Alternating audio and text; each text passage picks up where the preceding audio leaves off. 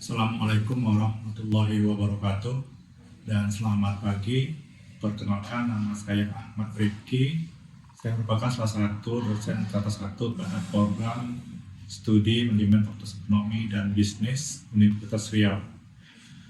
Video ini bertujuan untuk memenuhi salah satu prasyarat sertifikasi dosen tahun 2025, yaitu pernyataan diri dosen dan duduk kerja Tridharma Perguruan Tinggi, khususnya pada aspek pengajaran.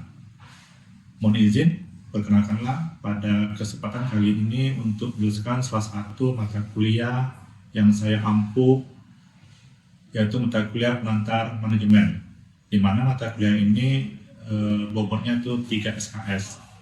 Mata kuliah ini diberikan kepada mahasiswa semester 1 dan metode yang diberikan adalah basic method, di mana saya sebagai pengajar memberikan pengajaran secara teori dan kepada mahasiswa, dan juga mengajak mahasiswa supaya bisa berinteraksi satu sama lain dalam proses belajar mengajar.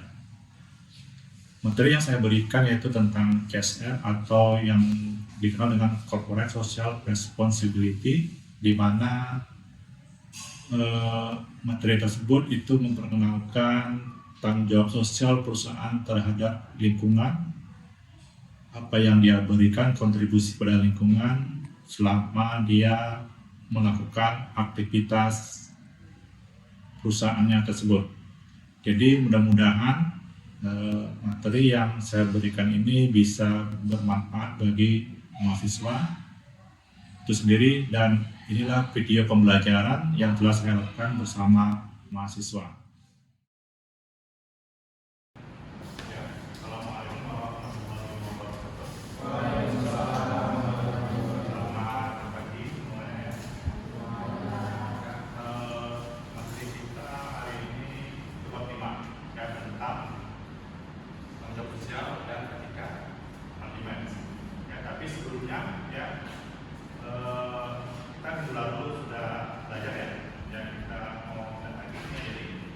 Minggu lalu itu kita masuk bab 4 materinya, ya.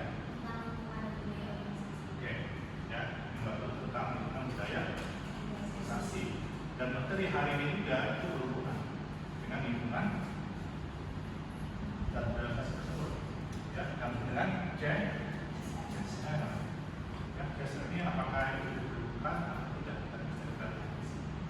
Karena ya CSR tersebut merupakan sosial perusahaan. Ya. Apa kita lihat di sini? Ya, jadi CSR itu tanggung jawab sosial atau Corporate Social Responsibility adalah bentuk kepedulian perusahaan terhadap lingkungan eksternal. Ya, artinya orang yang berada di luar perusahaan, bukan pegawainya gitu ya, masyarakat ya di sini ya.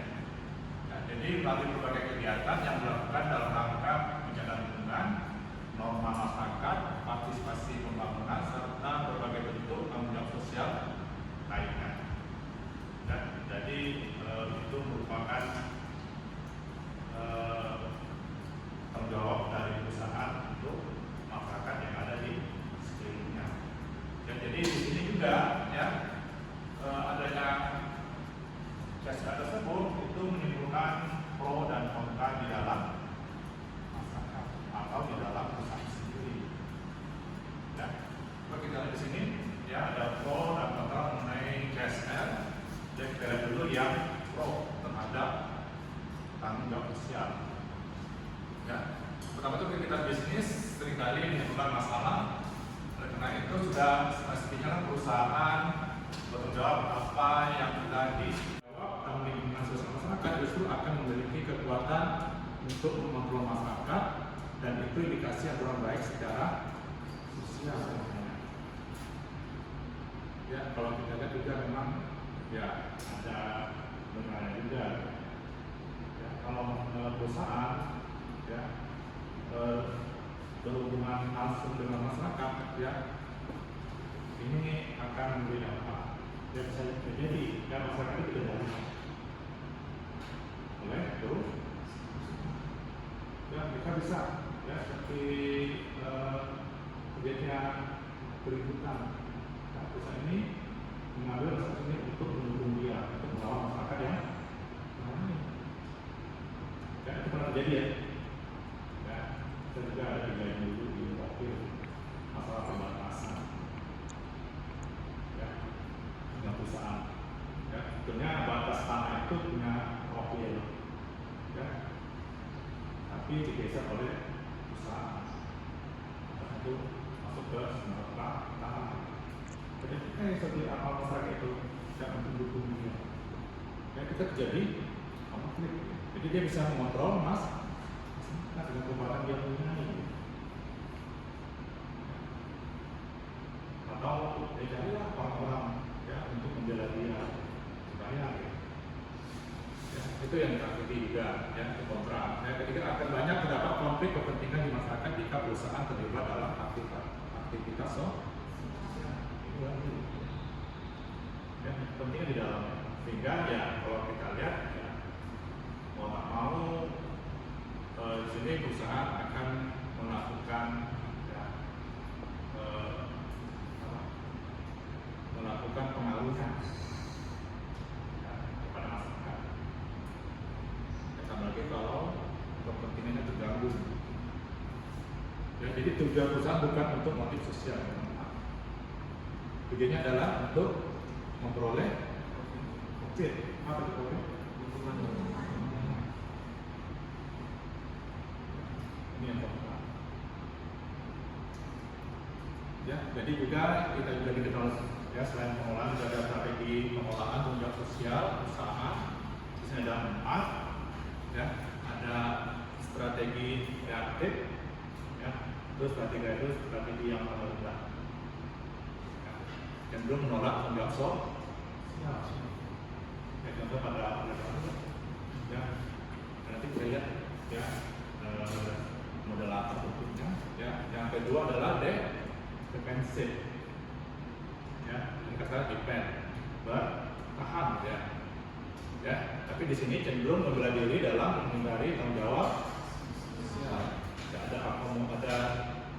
akomodatif, ada pro.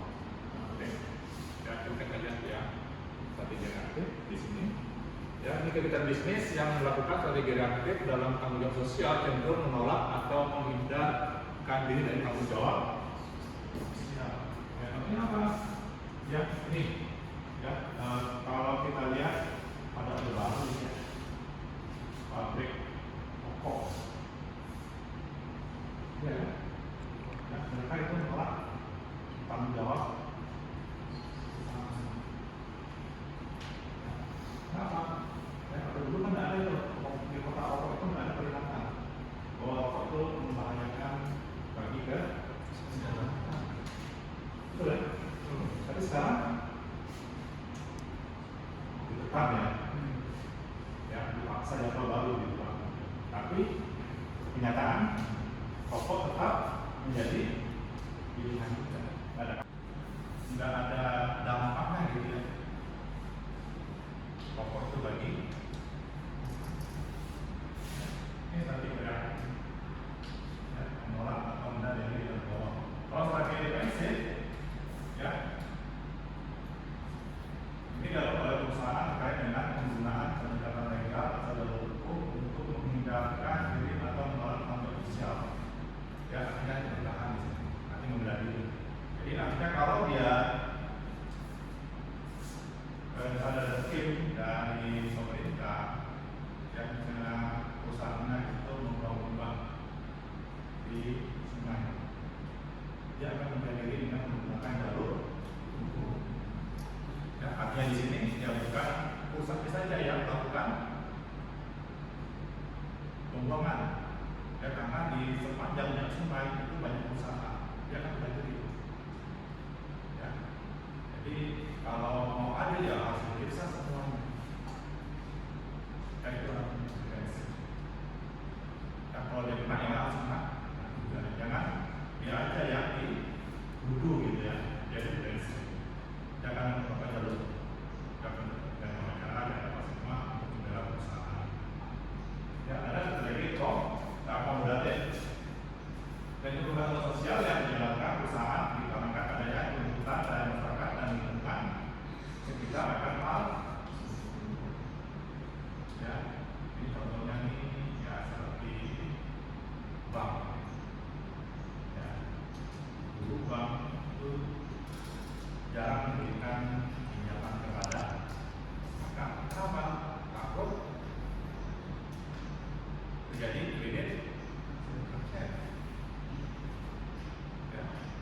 Tapi setelah ditekan oleh pemerintah, baru kami ini memberikan bantuan pada masyarakat kecil. Ya.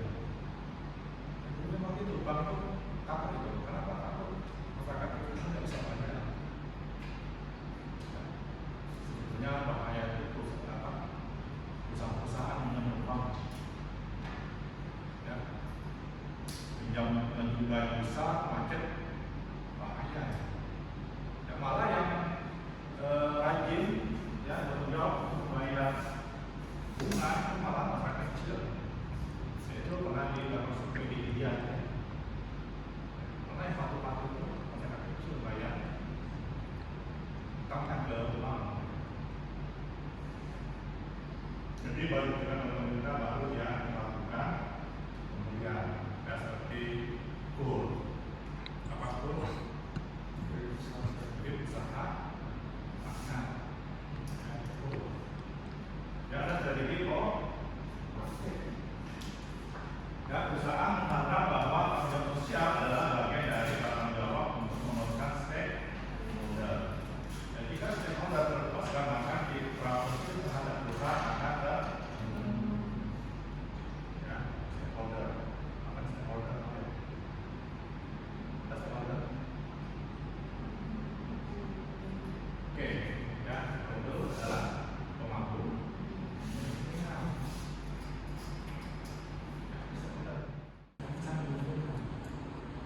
Ya artinya, ya dengan adanya perusahaan di sana, ya masyarakat terbantu.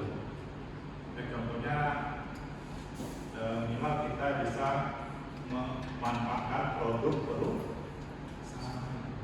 Betul ya? Contohnya yang jokut itu, contohnya jokut. Apa yang diproduksi jokut? Makanan berbentuk mie, ya. Indomie gitu. Itu kita beli itu karena dia yang menghasilkan, ya terbantu masyarakat. Dan juga ya manfaat dari masyarakat, ya bisa bekerja di perusahaan tersebut. Ya, manfaat bagi perusahaan bisa mendapatkan dengan menjual produk kepada, ya itu lebih susah. Manfaat bagi pemerintah itu memiliki partner dalam menjalankan misi sosial dari pemerintah dalam hal tanggung jawab. Ya, di sini pemerintah itu memiliki regulasi, peraturan yang harus ditaati oleh setiap masyarakat. Ya, jadi manfaatnya ya di sini kalau kita lihat dari pemerintah itu ya bisa membantu program pemerintah. Salah satunya mengurangi pengangguran. Itu program pemerintah. Dia tidak ada usaha. Ya. Jadi Anda nanti kalau tamat dari sini mau masuk dunia kerja atau mau masuk dunia usaha? Usaha. Kemudian kerja itu kita bisa menjadi orang beberapa gaji kita. Oh kerja di bank, paling kerja di bank gaji yang tinggi itu 20 juta. Manajer gitu ya. Tapi kalau baru paling 4 juta, 5 juta. Tapi kalau Anda punya usaha, orang nggak bisa menjengkal kita. Ya, oh gaji kamu berapa? Kamu usaha apa? Walaupun yang lainnya, gajinya 500.000 sebulan, 3 juta nggak bisa. Sekarang punya kawan, ya bisa dia dapat 1 bulan itu gajinya 200 juta. Apa kerjanya percetakan? Ya pas waktu ya namanya kalau gaji untuk orang kerja percetakan yang kami gitu ya, ya karena tentu itu ya, dan besar dan kecil kan tidak sama sekali. Kan 29 itu bisa satu tahun. Saya. Kalau 1 bulan atau 2 bulan, ya itu dapat 200 juta lebih. Pas waktu pemilu, maka cetak, ya cetak untuk calon anggota politik, ya dapat 3 orang aja itu tiket itu bukan 1.000 2.000, puluhan ribu ya, sepanjang belum lagi kalender apa semua. Paling sepinya itu bisa, jadi saya berjuta. Karena banyak pernah dapat sebulan itu ya 2 juta, 1 juta. Itu betul yang hadir ya. Saya ingin bertanya, apa sih dampak bagi perusahaan jika tidak melakukan CSR pada zaman sekarang? Oke, ya, satu pertanyaan yang bagus. Ya. Kalau zaman sekarang, ya, saya rasa CSR itu sudah merupakan suatu kewajiban bagi perusahaan, betul ya? Nah, kalau kita tidak melakukan, ya, bentuk dari CSR tersebut, ya saya rasa perusahaan tidak akan lama berdiri di sana. Ya, mereka sudah mengambil keuntungan di wilayah tersebut, yang beroperasi di sana, yang membuang limbah di sana, masa diminta oleh bantuan oleh masyarakat untuk membagi? Ya, itu pasti ya. Ya.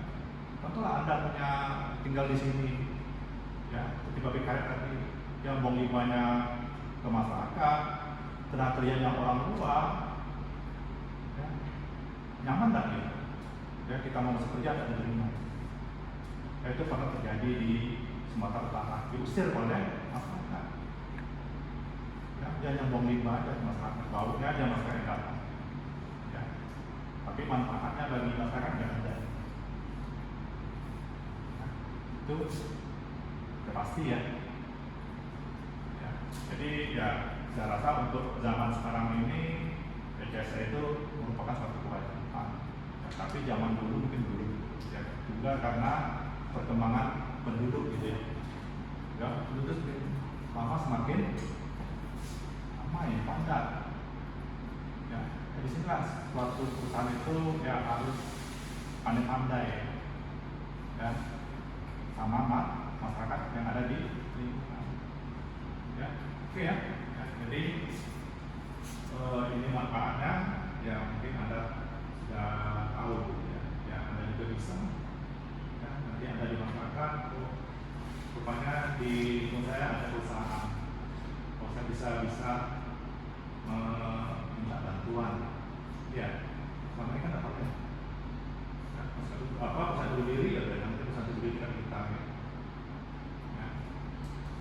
Ya, ini dimensi etika dalam manajemen. Ya, etika itu ya pandangan, keyakinan dan nilai akan suatu yang baik dan buruk, benar dan salah. Ya, etika manajemen adalah standar kelayakan pengelolaan organisasi yang memenuhi kriteria etika. Ya, tapi yang dimaui oleh perusahaan, ya, etika itu etika yang benar, baik, betul ya. Jadi sini nilai personal sebagai standar etika ada nilai ya sendiri pada dasarnya merupakan pandangan ideal yang menikmati cara pandang, cara berpikir dan perilaku seseorang. Jadi ada 2 pandangan nilai personal ya, dan nilai personal. Personal itu dari terminal dan nilai instrumen. Nilai terminal pada dasarnya merupakan pandangan dan cara berpikir seseorang yang berpikir melalui perilaku yang didorong oleh motif dalam berarti ya, jadi artinya di sini dan terminal tersebut dan itu satu orang dengan orang lain itu beda dalam cara mendapatkannya. Ya, sama.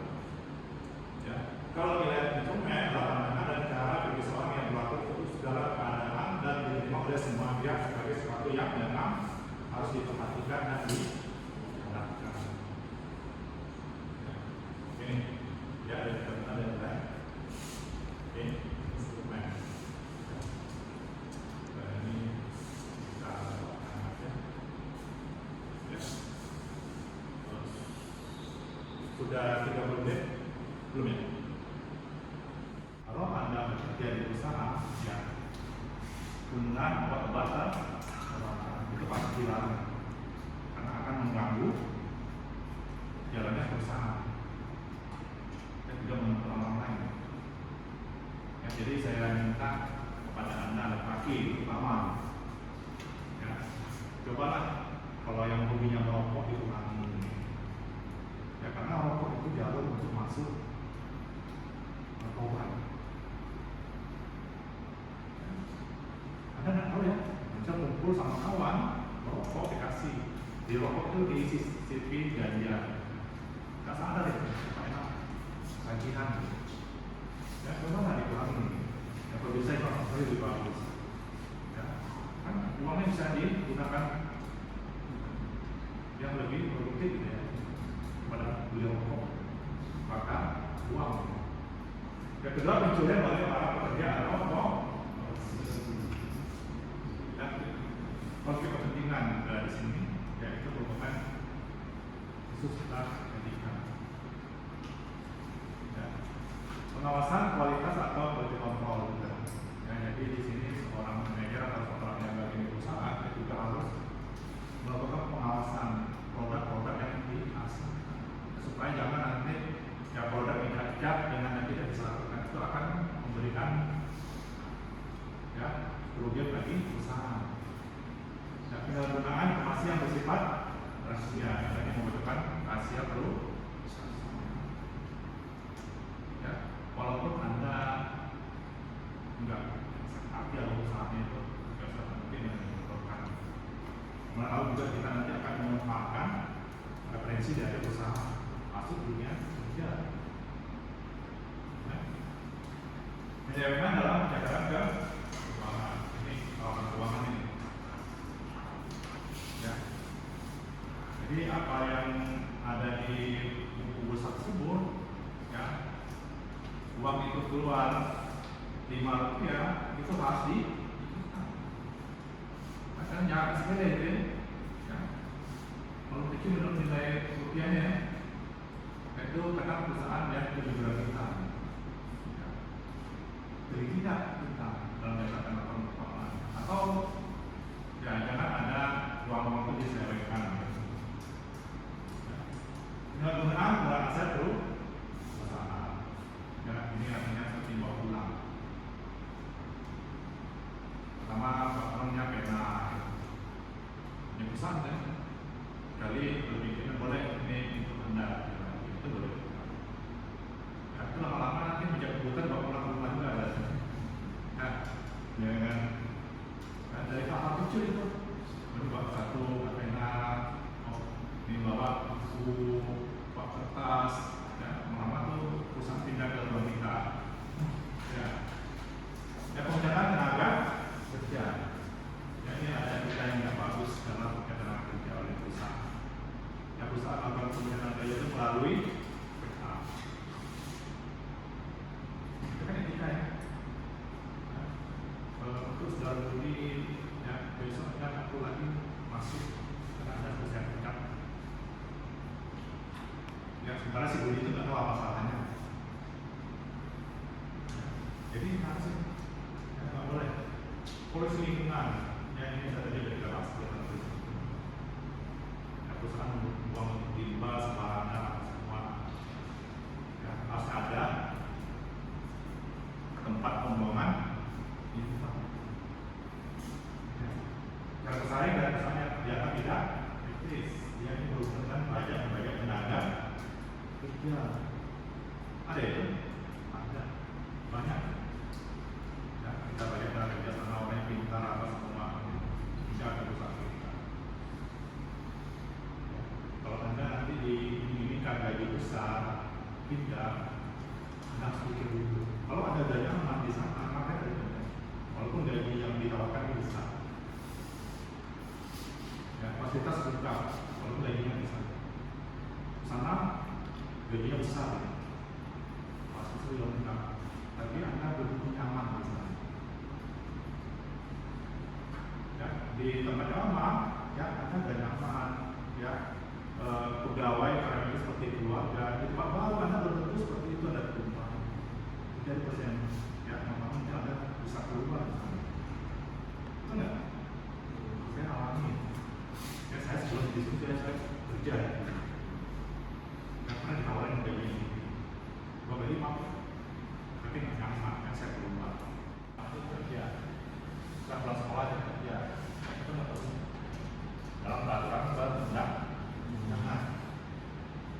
Pemberian hadiah kepada pihak-pihak tertentu yang terkait dengan pemegang ya, artinya seperti suap, ya, orang Malaysia ya, yang bagi.